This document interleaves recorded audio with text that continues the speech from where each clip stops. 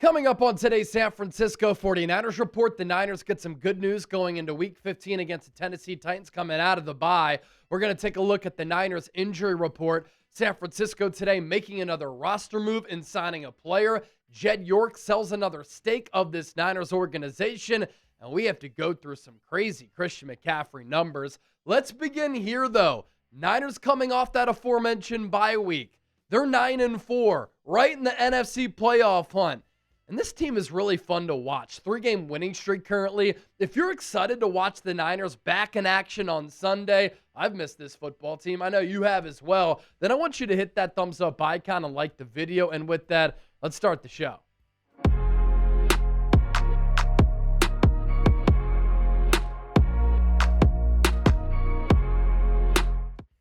My name is Chase Senior. This is the San Francisco 49ers report. Let's dive right in. Hope you're all having a great day. The practice window has been opened up for defensive end Yetur Gross-Matos. And I know since he signed with the Niners going into 2024, he's barely been available for this football team last year, hampered by a lot of knee problems this year, knee and hamstring.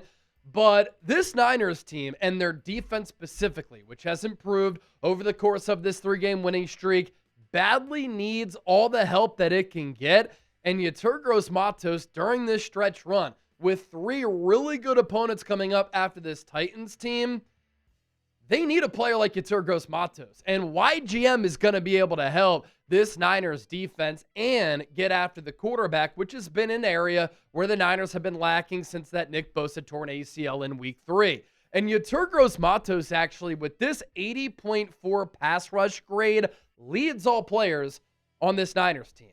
So in a way, with this particular statistic, he has been the Niners' best pass rusher this season, although overall, if you just want to look at the whole body of work, obviously, I'd give that nod to Bryce Huff. His overall PFF grade, still pretty good, 75.1, never known to be a really good run defender. What he also gives this Niners team, positional versatility. He can rush the quarterback from defensive end and from defensive tackle. Massive wingspan, really good body type. Love the player coming out of Penn State. That's why the Carolina Panthers drafted him so high, I believe, in the 2nd round coming out of Penn State. Didn't really work out with Carolina, but got better. And I thought that he was going to be a really good developmental piece for this Niners team in this system with Chris Kocurek developing him. Unfortunately, hasn't been able to stay on the field. On top of those numbers, you look at the hurries and the pressures. 8 hurries, 9 pressures. This makes this Niners defensive end and defensive tackle group a little bit deeper, a little bit better, and a little bit more productive. And this Niners pass rush this season, it's been one of the worst in the league. Now, this goes to show you how great of a job Robert Saleh has done, that this Niners defense is about middle of the pack among the all 32 teams in the NFL and not bottom 5, because of a lot of other DCs with a bottom 5 roster as far as talent goes, like what Robert Saleh has, wouldn't have the defense performing this high to this type of level, especially when you look at these numbers and the Niners' inability to get after the quarterback. 16 sacks as a team, that's 32nd in the NFL. They have 126 pressures, that's 31st, second to last in the league. 88 hurries, that's 27th, and their pressure rate of 26.98%, also dead last in the NFL. Going back to what I mentioned, though, with this defensive turnaround, how has it happened? What's been the why behind it? Well, at that defensive end spot, the Niners have gotten good contributions from 2 midseason pickups. Cleveland Ferrell, signed to the practice squad, now to the active roster, and the trade for Keon White. Those players, like Yetur Gross-Matos, can play defensive end, defensive tackle. And I think they've given this team some juice, some toughness, some swagger up front. This Niners team during this 3-game winning streak has been a lot better against the run after they were gashed against the Los Angeles Rams, their last loss of the season. The safety play has been a lot better. Jair Brown, arrow up. Malik Mustafa, arrow pointing up as far as how he's played as well. The big thing, and this is going to have to continue on top of this offense carrying this team, San Francisco has generated 7 turnovers in the last 3 games, and Robert Saleh is elite. If Nick Sorensen was the DC for this team, given all these circumstances, injuries, adversity, this Niners team would not be a playoff team. That's how good Robert Saleh has been. To the Niners injury report, these players did not participate in practice today. Linebacker Tatum Bethune with that high ankle sprain, Sam Okuayinonu, defensive end with the high ankle sprain, and then rookie linebacker Nick Martin still dealing with concussion symptoms. He remains in concussion protocol. Fullback Kyle Juszczyk back at practice. He got hurt against the Browns right before that bye week. So important to what the Niners do in this scheme when they run the football as a blocker, as a motion man, and then against Cleveland, first play of the game, you saw him cross the formation and then get upfield. Brock Purdy able to put it on him. He's an underrated pass catcher. This is a classic Niners issue. Eric Kendricks, who the team signed during the week of that Browns game before the bye week, hasn't even played a game for the Niners. He's been extremely durable throughout his career, been in the league for 10 years. 9 of those seasons, he has 100-plus tackles. Well, he has a calf issue. And here's what Kyle Shanahan had to say about that calf issue. Keep in mind, Niners might be without Tatum Bethune, so having Eric Kendricks would obviously help them.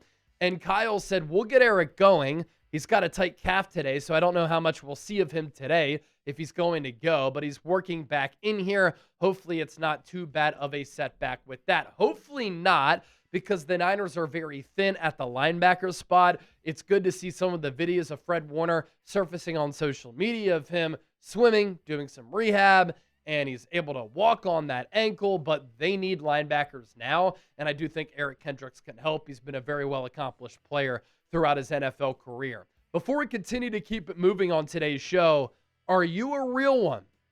Well, if you are a real one, then I want to see how many real ones are watching this show. Those of you who are tuned in, but those of you who haven't subscribed, do so right now. We are 230 people away from 183,000 subscribers. Join the movement, hit that sub button. You won't regret it. As for the Niners roster move here today, San Francisco signing cornerback Isaiah Bolden to the practice squad. This is a pretty intriguing player because of the elite athleticism he possesses and really good size. He's 6'2", 205 with 4.3 speed. He clocked a 4.31 at the Jackson State Pro Day coming out in the NFL draft in 2023. 38-inch vertical with a 10.9 broad jump. He first went to Florida State, then transferred to Jackson State to play under Deion Sanders. 7th-round pick by the Patriots in 2023. And I think what the value is that the Niners see potentially in Bolden, the ability to be a good special teams player with that size, physicality, speed, and athleticism. Still to come here on today's show, Jed York, the Niners majority owner, selling another stake of this organization. Not to me, I wish it was. And we're going to go through some crazy Christian McCaffrey numbers. We'll get to that on the other side. Let's get to our sponsor, Ridge, making today's San Francisco 49ers report possible. I love my Ridge wallet. I have the carbon fiber edition. They have improved cash straps on them, and you can put 12 cards plus cash in this, and it is still thinner than my iPhone. Durable materials. This is built to last.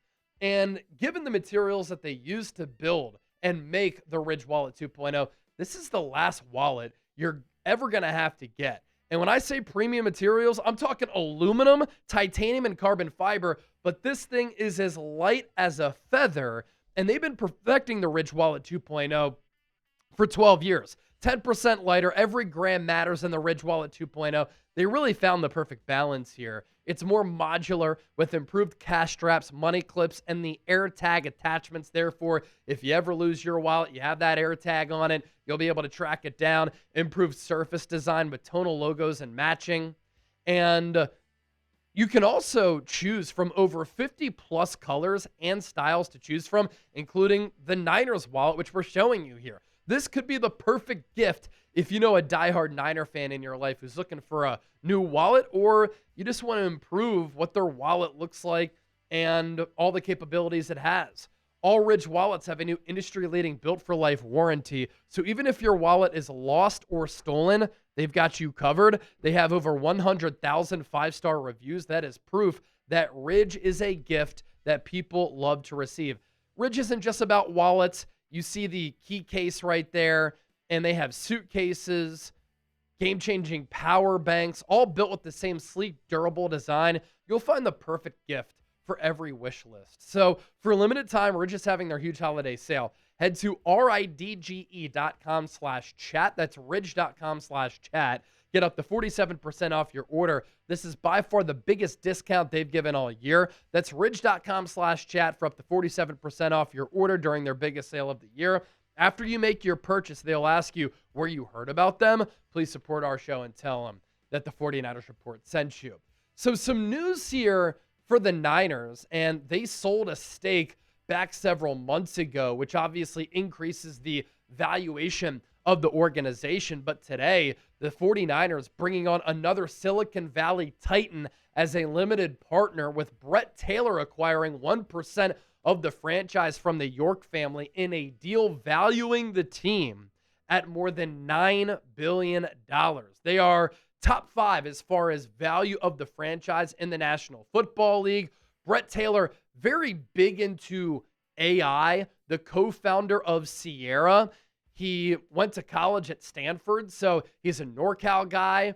And the AI industry, obviously really taking off. And so that's what Bret Taylor has made his money in, enough to get a 1% stake in the 49ers organization. And then let's round out with this. Christian McCaffrey, as we know, is having quite the year. And it's great to see him healthy this season, coming off a year in which he only played 4 games due to that bilateral Achilles tendonitis and then the knee injury that he suffered in the snow against Buffalo. And as we know, he's doing it rushing and receiving. This season, Christian McCaffrey has 849 rushing yards with 806 through the air.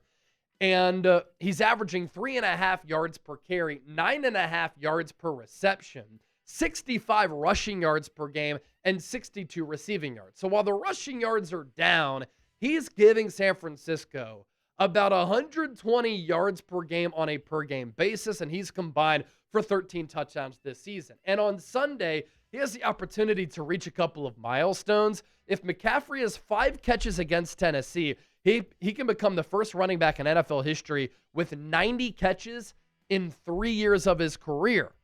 With 93 receiving yards, he can become the 3rd running back in NFL history with 900 receiving yards twice in his career.